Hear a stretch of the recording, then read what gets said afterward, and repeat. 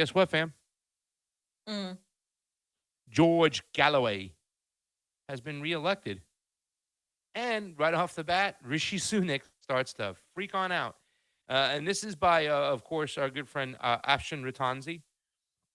He said, "Don't keep telling me about the prime minister as if he was Moses." And this is George Galloway. We'll play it. Do you respect the prime minister? Do I respect the prime minister? I despise the prime minister. Newly elected MP of Rochdale, George Galloway, fires back after Rishi Sunak's speech. Take a listen, fam. Prime Minister is saying talk as if this is God. We're talking about little Rishi Sunak in the fag end of his prime ministership. Don't talk to me as if he's come down from the mount with tablets of stone. The things that he says are somehow meant to awe me. They may awe you, they don't awe me. A lot of people have just watched what the Prime Minister said. This is your opportunity to respond to what he said. Well, he says that there are forces here at home trying to tear us apart. He is implying you are a divisive figure. You have run an election campaign that has tried to appeal, particularly, not entirely, to one section of the community. Who won the election? Me or Rishi Sunak? I've got the Democratic mandate here, not Rishi Sunak. He didn't even come second. He was lucky to come third. So don't put to me statements made by Rishi Sunak as if I'm supposed to be impressed by them. You don't impress me much.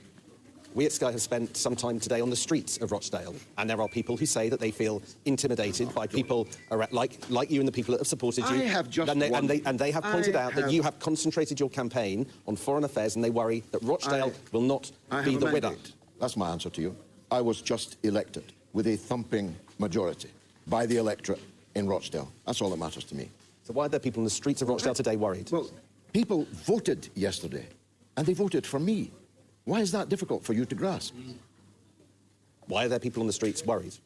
There may be people who didn't vote for me who are worried, but the majority, the thumping majority, voted for me. I've got the mandate, and I'm going to the House of Commons with it. And it's a mandate, you think, to do what? Because there are people that listen to what you say about whether or not Israel has a right to exist, what you say about what many Jewish people think are threatening slogans. We had this conversation last night. Why are you reheating it? Because in the light of the Prime Minister's Don't keep telling me about the Prime Minister as if he was Moses. Do you not respect the Prime Minister?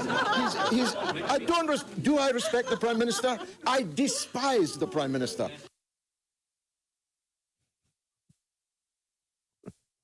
That's the Sky News Australian Jake Tapper. And I played one last video to play us out, fam, by the way. What'd you say? They're so bad. They're so terrible. I don't know who's worse, the Brits or the US press. I mean, they're just terrible.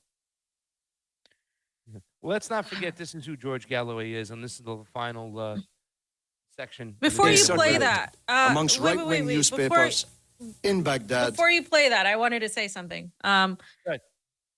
Congrats on George Galloway winning against the establishment.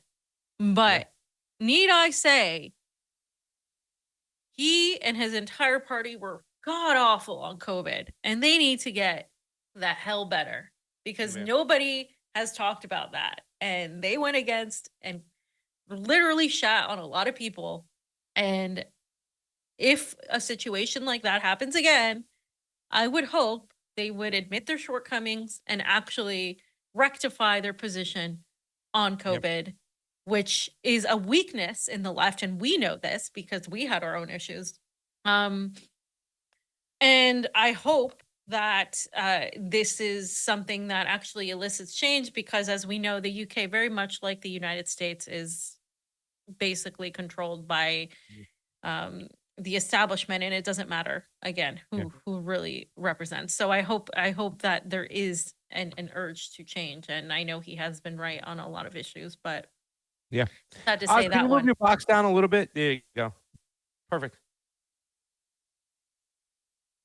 Yes. Amen, fam.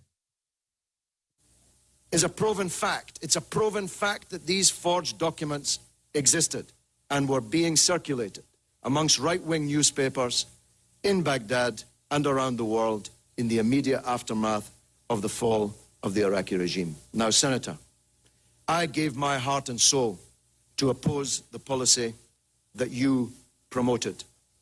I gave my political life's blood to try to stop the mass killing of Iraqis by the sanctions on Iraq, which killed 1 million Iraqis, most of them children.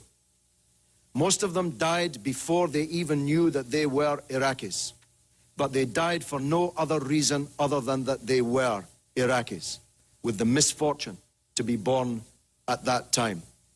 I gave my heart and soul to stop you committing the disaster that you did commit in invading Iraq. And I told the world that your case for the war was a pack of lies. I told the world that Iraq, contrary to your claims, did not have weapons of mass destruction. I told the world, contrary to your claims, that Iraq had no connection to Al-Qaeda. I told the world, contrary to your claims, that Iraq had no connection to the atrocity on 9/11/2001. I told the world, contrary to your claims, that the Iraqi people would resist a British and American invasion of their country, and that the fall of Baghdad would not be the beginning of the end, but merely the end of the beginning. Senator, in everything I said about Iraq, I turned out to be right, and you turned out to be wrong. And 100,000 people have paid with their lives. 1,600 of them American soldiers sent to their deaths on a pack of lies. 15,000 of them wounded, many of them disabled forever on a pack of lies. If the world had listened to Kofi Annan, whose dismissal you demanded, if the world had listened to President Chirac.